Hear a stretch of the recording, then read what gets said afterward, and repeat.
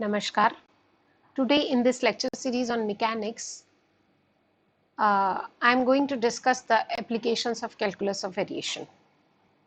As I told you in my previous lecture, which was based on calculus of variation, based on what is calculus of variation, I told you that we have two types of situations. One situation is that we have a function which is defined on a domain of real numbers, and our aim is to find those values those values from the domain at which that function is stationary. This we do in the ordinary calculus. This we do in the calculus of um one variable function calculus for this we do in the ordinary calculus for the functions of single variable or multivariables. Similarly, we may have the situation that we are dealing with the functionals. And if we are dealing with the functionals, then simply means that there are certain functions whose domain is again the set of functions. And if we want to find the stationary nature of that functional, then in that case, we use the calculus of variations. And by applying the method of calculus of variation, we get a path, we get a curve. We get a curve at which that functional is stationary. So this was the basic difference which I told in my previous lecture. And now in this lecture, we'll see that how we use this calculus of variation. Actually, if we are to find the distance between 2 points, suppose we are to find the distance between 2 points, then if those points are on a plane, then this is very simple to find the distance between the 2 points. You are having the 2 points like x1, y1 and x2, y2, and both are lying on a plane. Then it is very simple. It is by Euclidean geometry, you can find the distance between the two.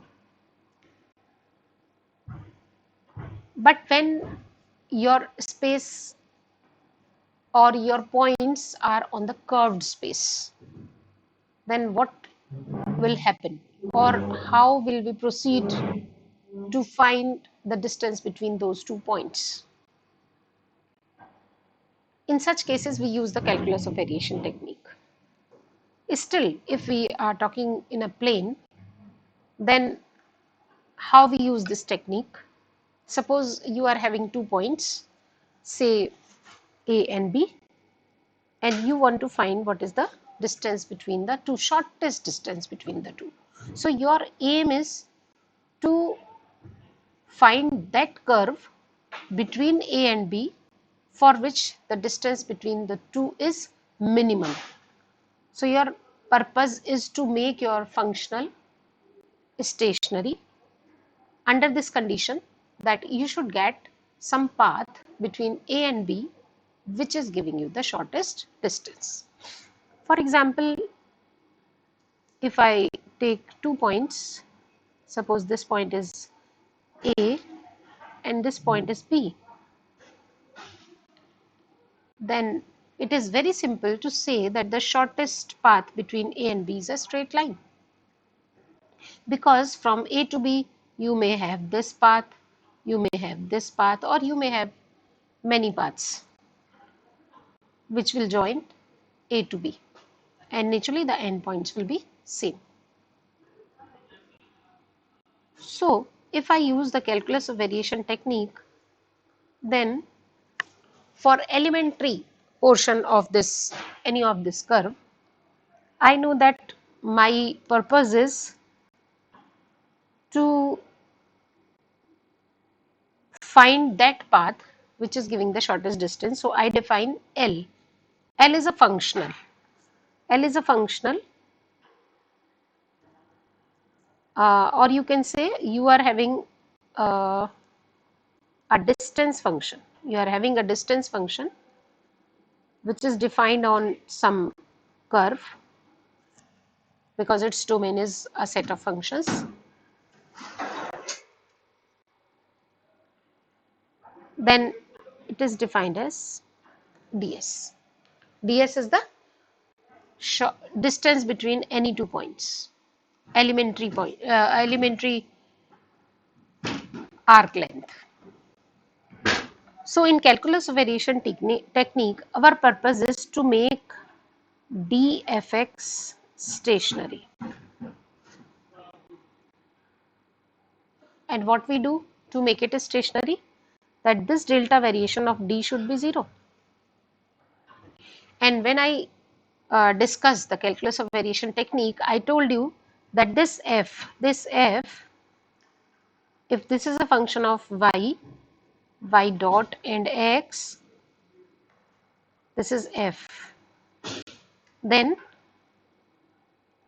what is the method to find the stationary curve, the curve giving the stationary value, is that Euler-Lagrange equation should be satisfied.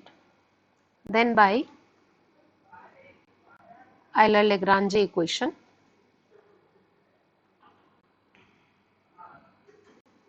delta f delta y minus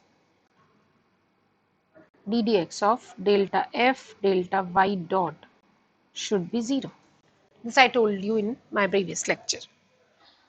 It simply means my purpose is to find f. If I know f, what is this f?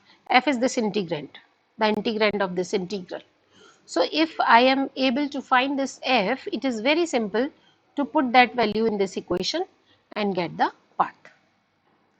So what I do? I take this dx to be dx square plus dy square. It is not necessary that I put here x1 to x2. I may also put here y1 to y2. So it depends that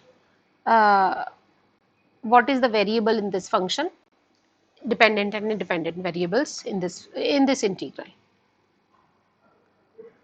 I am naturally taking this integral with respect to x, so I am dividing this by x. Naturally, now this is an integral with respect to x, so the limits for x will work. I may write it as 1 plus y dot square dx. So now you can compare it very well to get your integrand, to get your f. F, what is f? F is the integrand of this integral. So f is equal to 1 plus y dot square. Now this is the integrand. Now to find the stationary value, to find the stationary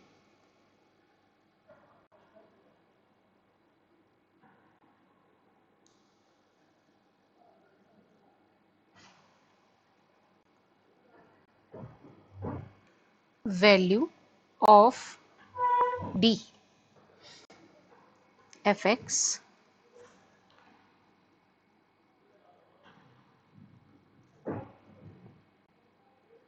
we put f given by 2 in 1, तो 1 में रख देते हैं. दूसरा, since f is not a function of y, so you can ignore this.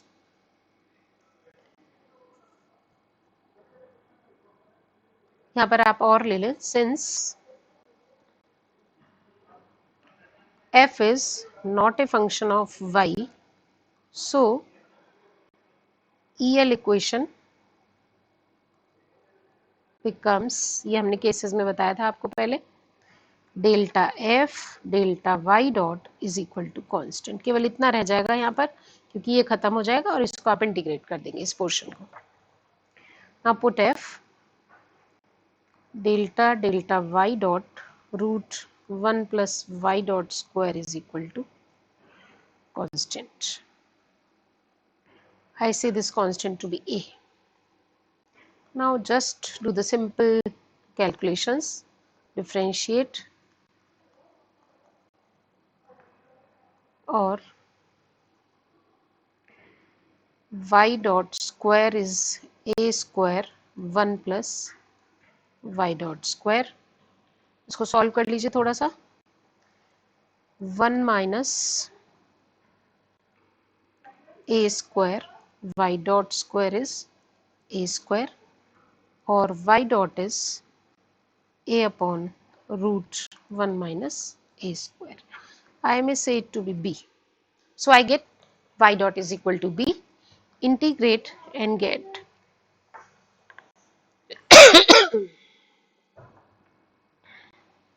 y is equal to bx plus c. Now you get this equation in which b and c are constants, and naturally you can get the values of these constants with the conditions x is equal to x1, y is y1, and x is x2, y is y2. And putting the values of b and c, we get this, the final expression. So you see, we have started from this. We have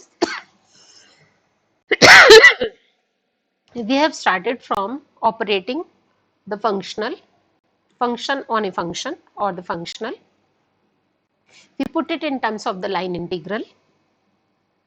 Uh, we have started from here. We put it or we expressed it in terms of line integral, and to make it stationary or to find that when it will be stationary, we use Lagrange's equation, and finally we get this. It simply means this is the equation of a straight line. So it is showing that the distance between any 2 points is shortest along a straight line. This I have used for 2 points in a plane, which is a very obvious result, but I have derived it with the help of calculus of variation technique. So what I got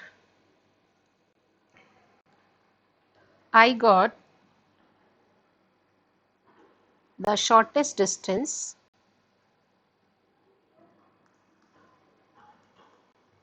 between 2 points on a plane is along a straight line. मैंने बताया था आपको कि जब हम calculus of variation technique लगाते हैं तो हमें कर्व मिलता है, जो कर्व उसे स्टेशनरी बनाता है. जब हम ऑर्डिनरी कैलकुलस में काम करते हैं तो फंक्शंस के रिस्पेक्ट में हमें वैल्यूज मिलती हैं, पॉइंट्स मिलते हैं, जो पॉइंट्स उसको मैक्सिमम, मिनिमम या पॉइंट ऑफ इन्फ्लेक्शन देते हैं. तो यहाँ पर स्टेशनरी का जो नेचर है, स्टेशनरी जो स्टेशनरी के रिस्पेक्ट में जो हमें कर्व मिला है वो ऑटोमेटिकली हमारी रिक्वायरमेंट को फुलफिल करेगा. यदि हमें शॉर्टेस्ट डिस्टेंस चाहिए तो वो शॉर्टेस्ट डिस्टेंस पाथ ही प्रोवाइड करेगा. So this is one result which I have obtained with the help of calculus of variation technique. Now the question is that if you are going from one point to another point through a plane, then it is okay. You can find it either by the Euclidean geometry or by calculus of variation technique. But if your curve is a curved, if your surface is a curved surface, then what will happen? If your curve is if your surface is a curved surface and you are having any 2 points on that surface and you want to find that what is the path which an object should follow so that it covers a minimum distance, then this is called the problem of geodesics. You see, you can see the screen on which I told you that geodesics is a word which came from geodesy and which is concerned with the measurement of Earth's surface. So it is just for the namkaran of it, that why is it called the geodesics. Now geodesics is basically curve. Geodesic is a curve which locally minimize the distance between the 2 points. यहाँ locally word क्यों लगा हुआ है? क्योंकि जब हम technique कर रहे थे तब भी हमने आपको बताया था कि हम किसी पर्टिकुलर रेंज की बात करते हैं, हम किसी पर्टिकुलर डोमेन की बात करते हैं, जिस डोमेन में हम ये बात कर रहे हैं, जिस डोमेन में हम ये काम कर रहे हैं. दूसरी बात, इसीलिए इसको हम लेंथ मिनिमाइजिंग कर्व भी कह सकते हैं. जियोडेसिक को लेंथ मिनिमाइजिंग कर्व भी कहा जाता है. The important thing in geodesic is that it provides you that path which is having no corners, Actually, we will derive these geodesics with the help of calculus of variation technique. And when we were discussing the calculus of variation technique, I told you that we defined different paths with the help of a parameter alpha and a function eta x. And I told you that eta x should be smooth. That should be a smooth and well-behaved function. And because of that condition, we could find the Euler-Lagrange equation. So that smoothness simply means there will be continuity, but the function should also be differentiable at each and every point. And because it has to be differentiable, there should be no corners. So physically you can say the path should be of the type that there are no corners. Okay, and there should be minimum edges. आप खुद से सोचिए, यदि आप एक point से दूसरे point के बीच में जा रहे हैं, वहां जितनी ज्यादा एजेस होंगी उतना ज्यादा आपको डिस्टेंस ट्रेवल करना पड़ेगा. तो वहां पर मिनिमम एजेस होनी चाहिए दोनों को मिलाने के लिए और एक ऐसी कर्व पाने के लिए जिससे कि डिस्टेंस कम से कम ट्रेवल करनी पड़े. You can say that it is a straight line in non-curved three-dimensional space. Oh, sorry, it is a particular result which I derived recently, in which I told you that if it is a non-curved space, then geodesics are straight lines. So it is a particular case. Or in otherwise, you can say it is the generalization. It is a generalization of the straight line in a plane to a surface which is representing the shortest distance between the two points. Plane में shortest distance एक line होगी, लेकिन जैसे ही आप curve surface पर आएंगे तो naturally कोई ना कोई आपको कर्व मिलेगा. The condition for geodesic is that the path followed by a particle should be with a constant speed. Speed should be constant. And one another thing is that it is a path of minimal curvature. यदि आप किसी body को देखें ऐसी जहां पर जितना ज्यादा कर्वेचर होता चला जाएगा, वो बॉडी कर्वेचर को अवॉइड करेगी. अगर आप इसके YouTube पर कुछ देखें एनिमेशंस जियोडेसिक के, तो वहां पर ये दिखाया जाता है कि जितना कर्वेचर ज्यादा होता चला जाता है वो अवॉइड करती है, यानी कि आपका पाथ वो होगा जो मिनिमम कर्वेचर से होकर के जाए, वो ही आपको शॉर्टेस्ट डिस्टेंस देगा. And geodesic curvature is zero everywhere. This is another condition. Similarly, there are some other characteristics like the length. This is just the definition that the length of the geodesic path is called the geodesic distance or the shortest distance. The another thing is that these geodesic paths are not unique.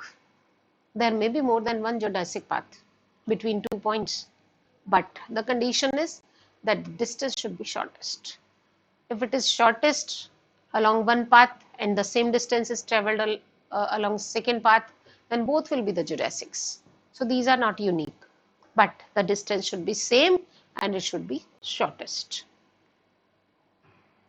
This I have written that every line can be parameterized to be a geodesic. This you will see in certain questions, that if you have some equation, then you can write it in terms of the parametric equations so that it may become the geodesic. Next is the trajectory described by a particle moving on the surface under a force perpendicular to the surface to maintain contact will be a geodesic. यहाँ से C miss हो गया, ये will be a geodesic.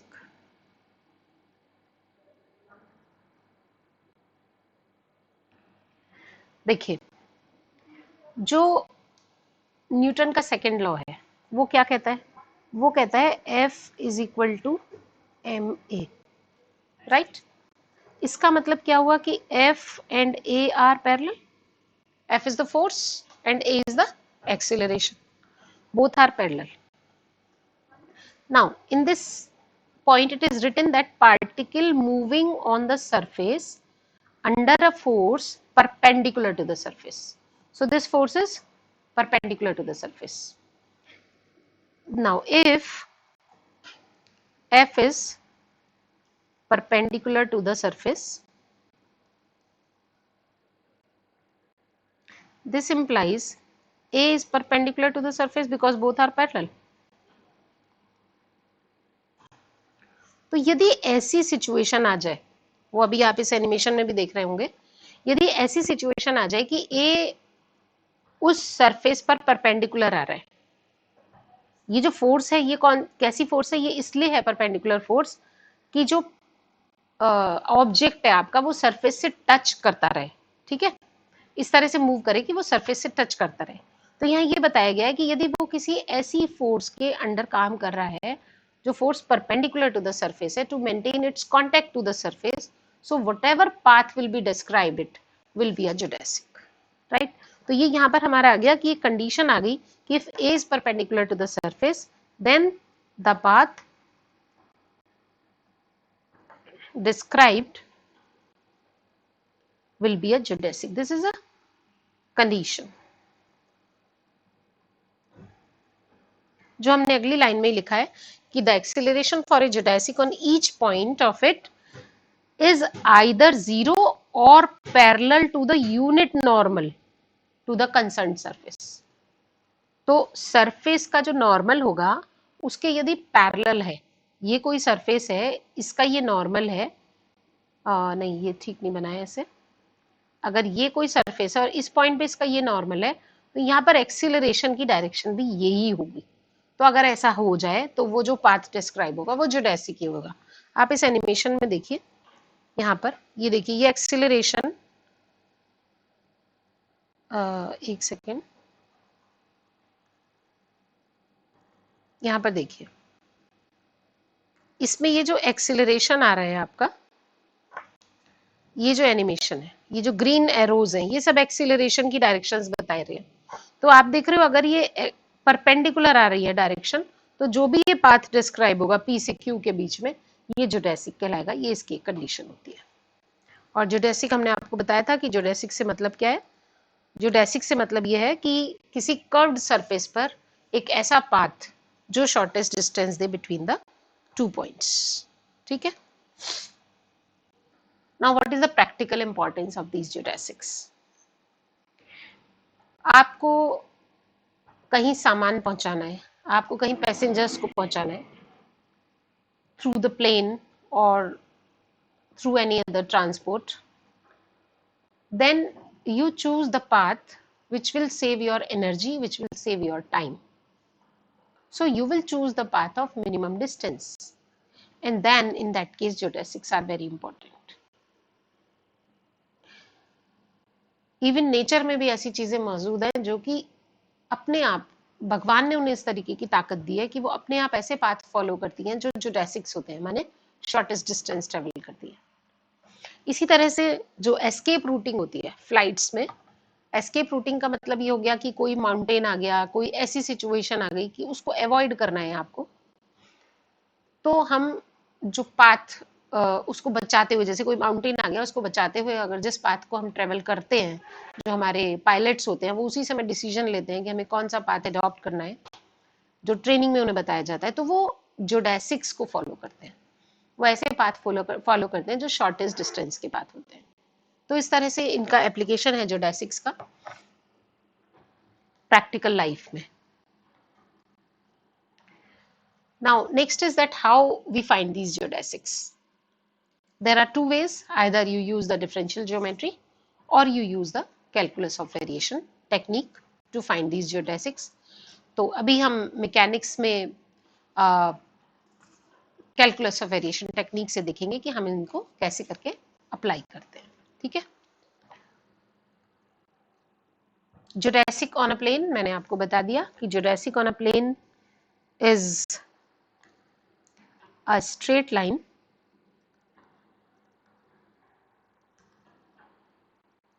between two points, right? This is geodesics on a plane. Now we come to geodesics on a sphere. That means if your surface is a spherical surface, then what will be the geodesic? There are some interesting facts that why is it that flight paths on a map take a curved route between two cities?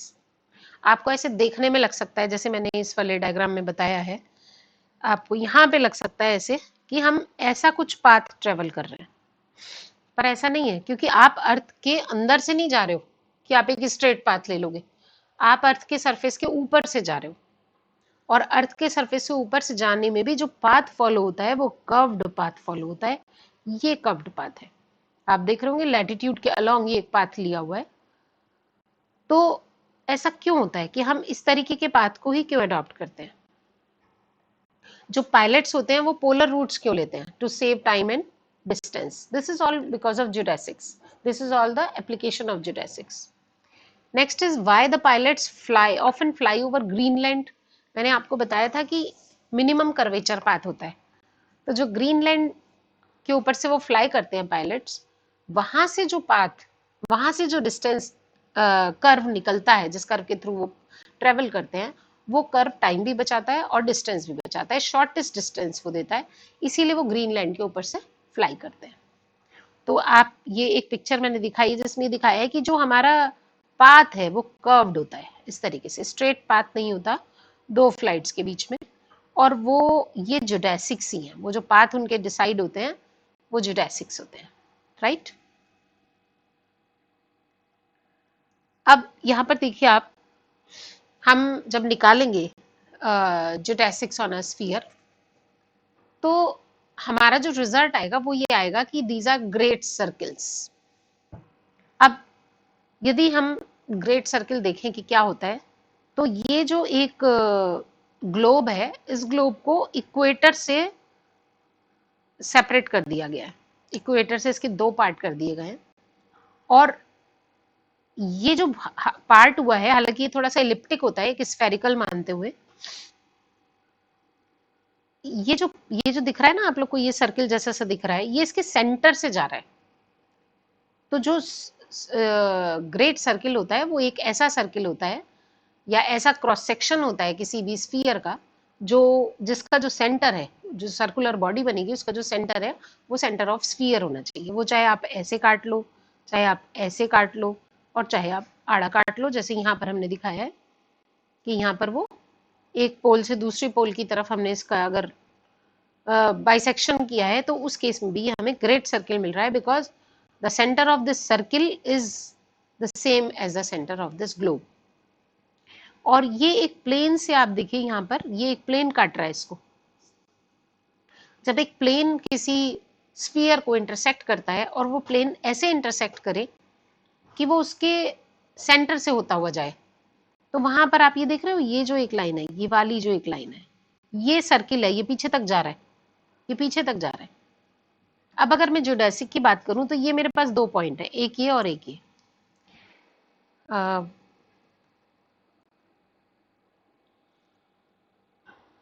ये दो point है, एक ये वाला point और एक ये वाला पॉइंट, ठीक है।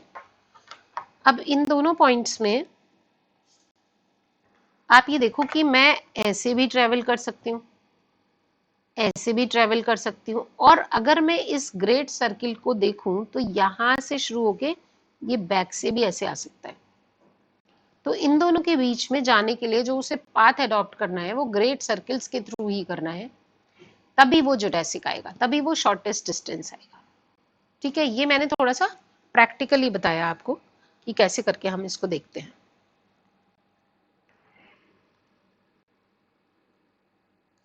अब आप देखिए, जब हमने स्फेरिकल कोऑर्डिनेट्स आपको समझाए थे, जब लैग्रांजेस इक्वेशंस ऑफ मोशन का हम यूज कर रहे थे, तो वहां पर ये सब मैंने आपको बताया था कि हम कैसे करके इसको लेते हैं।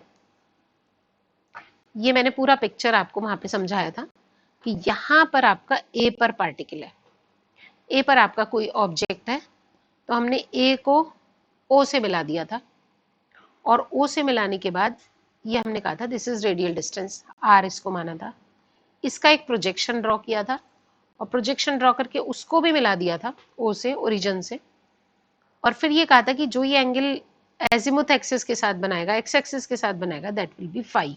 ये फाई आ गया था। जहां पार्टिकल था उसको जब आपने मिलाया तो वो जो पोलर एक्सिस के साथ बना रहा था that was theta. And we told you that this any object, if it is lying on a sphere, then you can describe it with the help of three coordinates r, phi and theta. तो हमारे जो coordinates थे वो थे r, phi और theta, spherical coordinates में. ठीक है. फिर हमने आपको ये बताया था कि कैसे करके ये ट्रेवल करेगा. इस पॉइंट पर जाने के लिए पहले वो एक्स एक्सिस के अलोंग ट्रेवल करेगा, फिर वो वाई एक्सिस के अलोंग या पैरेलल ट्रेवल करेगा, और फिर वो जेड एक्सिस के अलोंग ट्रेवल करेगा. और इस तरह से हम इसके तीन कोऑर्डिनेट्स एक्स वाई जेड, जो ये एक्स वाई जेड यानी कार्टेशियन कोऑर्डिनेट्स बता सकते हैं.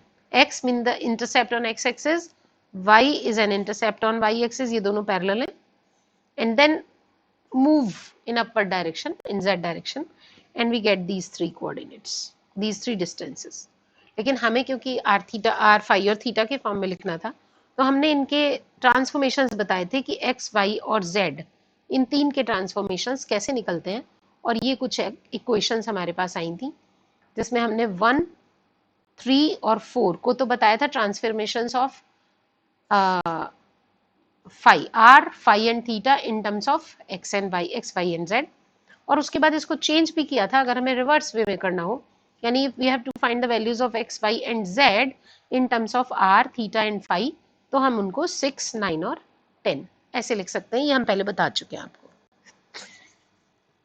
अब यहाँ पर क्या है, क्योंकि आपको लेंथ लानी है, आपको शॉर्टेस्ट डिस्टेंस लानी है, तो आपको लाइन एलिमेंट्स की जरूरत है.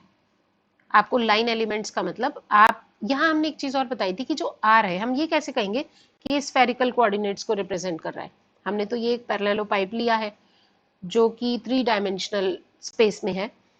तो अगर आप आर को इसको कांस्टेंट कर दें तो ये जो पॉइंट आपका जब भी लाई करेगा वो एक स्फेरिकल सरफेस पर ही लाई करेगा. ठीक है. ये एक इसके साथ रेस्ट्रिक्शन लग जाती है कि आर जो हो जाता है वो कांस्टेंट हो जाता है. अब नेक्स्ट क्वेश्चन ये है कि मुझे तो डीएस चाहिए. डीएस में, डीएस का मतलब अगर मैं 3 डायमेंशनल स्पेस की बात करूं तो डीएस का मतलब हो जाता है DS is equal to 3 dimensional space में it will be D X square plus D Y square plus D Z square. जैसे 2 डायमेंशनल स्पेस में तो था ये D X square plus D Y square. अब ये बनेगा तो मुझे ये लाइन एलिमेंट चाहिए, यानी कि मुझे डी एक्स क्या है, डी वाई क्या है और डी जेड क्या है. ये तीनों क्या होती हैं, these are the edges of a parallelepiped. तो मुझे जो स्फेरिकल कोऑर्डिनेट सिस्टम में एक पैरेललोपाइप क्रिएट होगा उसके ये एजेस चाहिए, डी एक्स, डी वाई और डी जेड चाहिए. तो आप पहले थोड़ा सा ये 3 डायग्राम्स हैं, इन 3 डायग्राम में से सबसे पहले आप थोड़ा सा ये वाला डायग्राम देखो, ये वाला डायग्राम, ये वाला. इस डायग्राम में ये P आपका पॉइंट है जहां पर ऑब्जेक्ट था. इसका हमने एक परपेंडिकुलर बताया था, ड्रॉ करते हैं, जो यहाँ कर्व की फॉर्म में है. हमने परपेंडिकुलर ड्रॉ किया था, इसको मैच कर दिया, मिला दिया, तो ये थीटा बना था, पोलर एंगल. इसके प्रोजेक्शन को जब हमने मैच किया, यहां से मिलाया, तो यहां पर हमें मिला था एजिमुथ एंगल फाई. तो ये तो मैंने वो दिखाया है. अब क्योंकि ये स्फेरिकल सरफेस है, इस स्फेरिकल सरफेस में यहां पर आप एक ये सर्किल मानो, ये वाला, ये कौन डिस्क्राइब कर रहा है, ये सर्किल, ये फाई. ये जो जैसे जैसे ये मूव करेगा ना, पी जैसे जैसे ये मूव करेगा इस सरफेस पर, तो आप ये मान लो ये ऐसे मूव कर रहा है. ठीक, स्फेरिकल सरफेस है जिसपे ऐसे मूव कर रहा है.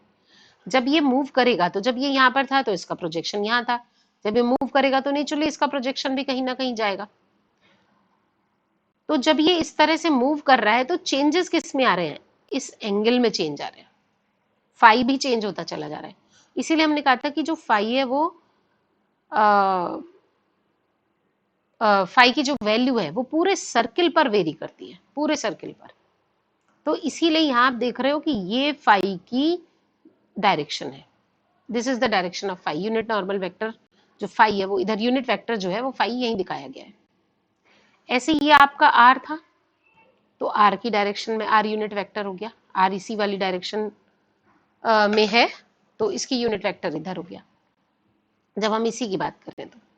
और जो ये थीटा है ये कैसे बदलेगा, ये थीटा ऐसे बदलता है, दिस वेरीज फ्रॉम -π/2 टू π/2 क्योंकि ये लॉन्गिट्यूड के अलोंग होता है स्फीयर पर।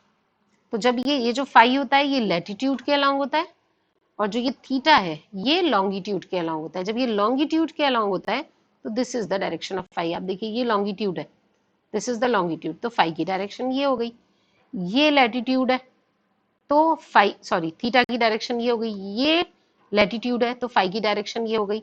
और ये रेडियल वेक्टर है तो आर की डायरेक्शन ये वाली हो गई।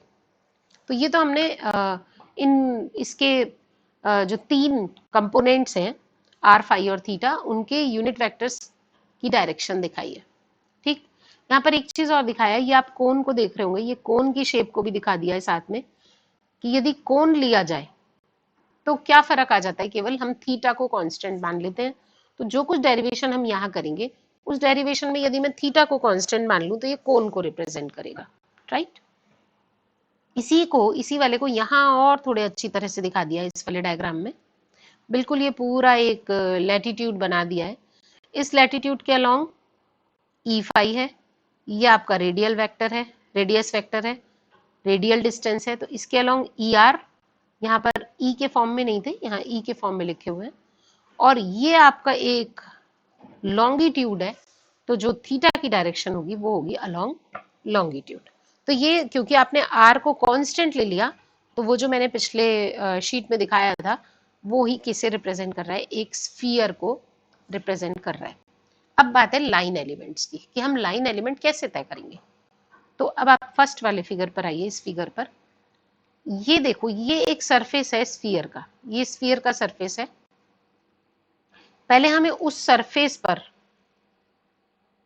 कम से कम एक फेस लेना पड़ता है और फिर एक फेस हमारा बाहर बनता है जैसे ये बना हुआ है, और उस सारे की मदद से हमारा एक पैरेललोपाइप फ्रेम होता है।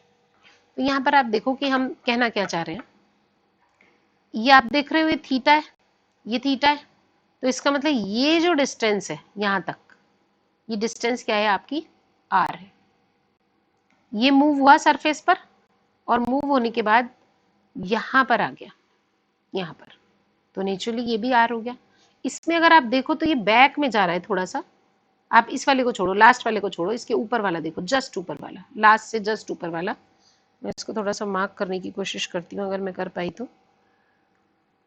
ये वाला, ये वाला, ठीक है, ये भी आ रहा है। दूसरा मैंने क्यों नहीं लिया, नीचे वाला वो पीछे तक जा रहा है, वो यहां तक जा रहा है, वो भी आ रहा है। ये जो आपको दिखाई दे रहा है ना यहाँ पे आर, इसका ये जो चार है, 1 2 3 4, ये चारों ही एक ऐसी दूरी तक पहुंचे हुए हैं जहां तक ये आर के ही बराबर है, राइट। इसीलिए ये एंगल हो गया डी थीटा। अब ये आपका आर था, ये वाला मैंने भी बताया आपको, ये आर है और ये भी आर है, तो ये कितना बन गया, ये बना, ये आ गया आर डी थीटा या डेल्टा थीटा, ठीक। अब इस आर में जैसे ये आर डेल्टा थीटा है, ये भी क्या होगा, आर डेल्टा थीटा होगा।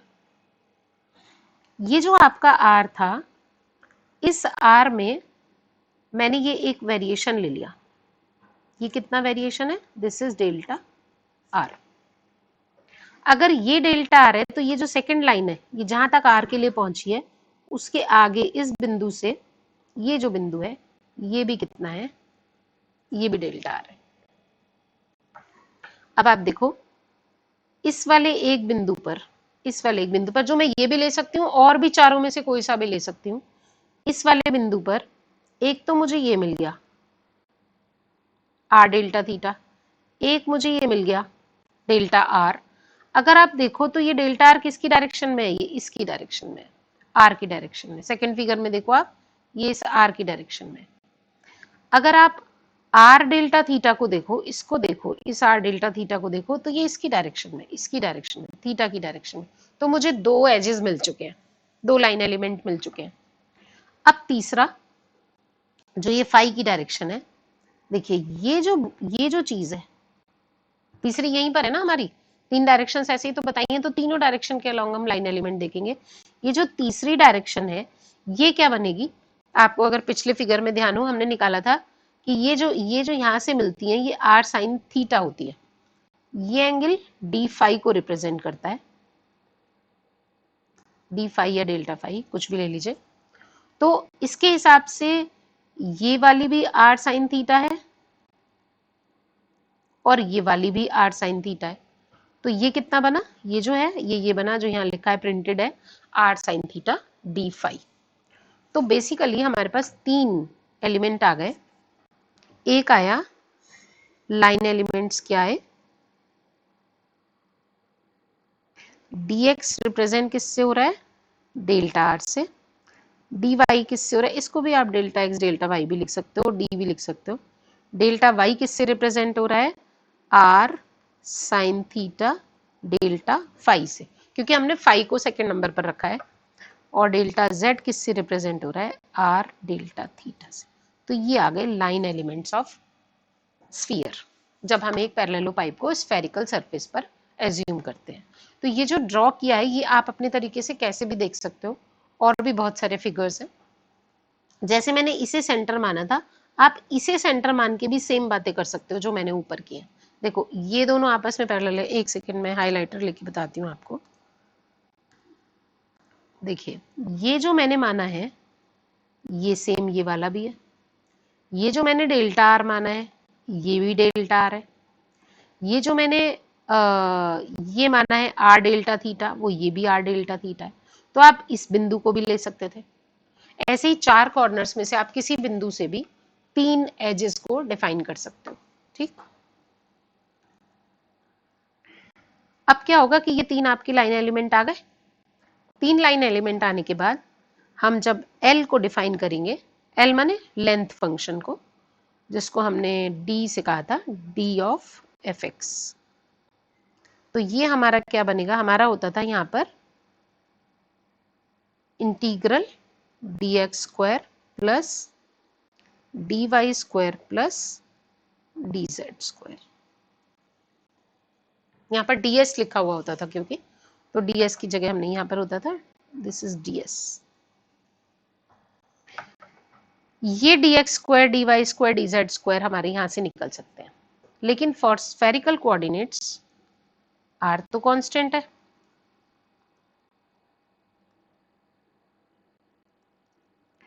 r is equal to constant. तो इस हिसाब से डेल्टा आर कैसा हो गया, 0 हो गया। तो इसको जब हम 1 को यूज करेंगे तो ये बना इंटीग्रल, ये तो खत्म ही हो गया, ये तो 0 हो गया। यहाँ पर आया a square sine square theta delta phi square plus dz में a square delta theta square. अभी मैंने यहाँ लिमिट्स नहीं लगाए हैं, जिसको भी मैं वेरिएबल बनाऊंगी या जिसके रिस्पेक्ट में भी इंटीग्रल होगा उसी के हम लिमिट्स पुट कर देंगे। So it is a sine square theta plus, अब ये हमारी इच्छा है कि हम इसको delta theta upon delta phi square कर लें या फिर delta phi upon delta theta square कर लें, दोनों में से हम कुछ भी कर सकते हैं। जो कन्वीनियंट होता है हम उसके अकॉर्डिंग ये डिसीजन ले लेते हैं कि हमें इसे कैसे लिखना है, किसको हमें बाहर ले जाना है और किसको हमें अंदर रखना है। ठीक है, तो हम इसे ऐसे लिखें या a इंटीग्रल, क्योंकि मैं अभी बताती हूँ ये क्यों हम चेंज करना चाहते हैं, sine square theta delta phi delta theta square plus 1 और यहाँ आ गया डेल्टा थीटा। अब देखो दोनों में क्या फर्क है, ये हमारा इंटीग्रेंड बना f, क्या बना f, square root of sine square theta plus theta dot square, ये बना, ये f है 1 कह देती हूँ मैं इसको, और ये f2 बना जिसमें है sine square theta phi dot plus 1। अब देखिए क्या डिफरेंस है। ये जो है this is a function of theta and theta dot, और ये आ रहा है function of theta and phi dot. तो जब हम इक्वेशन लिखते हैं, इक्वेशन लिखने में हमारे पास जो इक्वेशन है वो क्या है, लैग्रांजेस इक्वेशन। ये इंटीग्रैंड आ गए ना हमारे पास, तो वो क्या बनेंगे, मैं इसके रिस्पेक्ट में लिख रही हूं पहले, फाई के रिस्पेक्ट में। डेल्टा थीटा डेल्टा फाई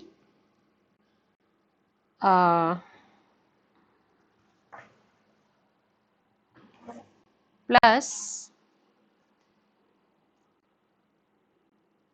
एक सेकेंड, ये मैंने एफ गलत कर दिया, ये आएगा delta F delta phi minus d d theta of delta F delta phi dot. ये आएगी इक्वेशन, अगर मैं यहां के लिए लिख रही हूं। नहीं नहीं नहीं, सॉरी सॉरी सॉरी, ये मुझे लिखना है यहां के लिए नहीं, ये इसके लिए बनी, क्योंकि यहां फाई का डेरिवेटिव आ रहा है। ठीक है, अब देखिए यदि मैं ऐसे लिखती हूं, इस वाले को लेती हूं, तो क्योंकि एफ फाई का फंक्शन नहीं है, तो इमीडिएटली मेरा ये खत्म हो जाता है और मैं एक सिंपल सिचुएशन में आ जाती हूँ। क्या सिंपल सिचुएशन में आ जाती हूँ कि मुझे इतना ये वाला वर्क नहीं करना। ठीक है, अब अगर मैं इसके लिए इक्वेशन लिखती हूँ तो मेरा क्या बनेगा, डेल्टा एफ, क्योंकि यहां पर थीटा और थीटा डॉट आ रहे हैं, तो ये बनेगा delta F delta theta minus d d phi of delta F delta theta dot is equal to 0। अब ये इस सिचुएशन में आ रहा है, तो इस वाली सिचुएशन में आप f का डेरिवेटिव थीटा के रिस्पेक्ट में भी ले सकते हो, क्योंकि थीटा है यहाँ पर। f का डेरिवेटिव थीटा डॉट के रिस्पेक्ट में भी ले सकते हो। ये थोड़ा सा आंसर सेम आएगा, बट ये थोड़ा सा कॉम्प्लिकेटेड हो जाएगा। ठीक है, तो हम क्या डिसाइड करेंगे, हम इस तरह से लिख करके या उसकी फॉर्म देख करके ये डिसाइड करते हैं कि हमें कौन से तरीके, किस फॉर्म में इनको लिखना चाहिए। इंटीग्रल जो है उस इंटीग्रल को किस फॉर्म में लिखना चाहिए, उस इंटीग्रल को किसका फंक्शन बनाना चाहिए। ठीक, तो ये अब हम इसको जो सॉल्व करेंगे, आप थोड़ा सा इस पे मेहनत करिएगा, इसको सॉल्व करिएगा पहले, और हम इसे नेक्स्ट लेक्चर में फिर कंटिन्यू करेंगे कि इसका सोल्यूशन हम कैसे निकालेंगे। ठीक है, अभी मैंने ये बताया आपको कि हम ये डिसाइड कैसे करते हैं कि हमें किस फॉर्म में अपना इंटीग्रेंड लाना चाहिए। ठीक है, so right, we will continue this lecture in next this article in next lecture. Thank you.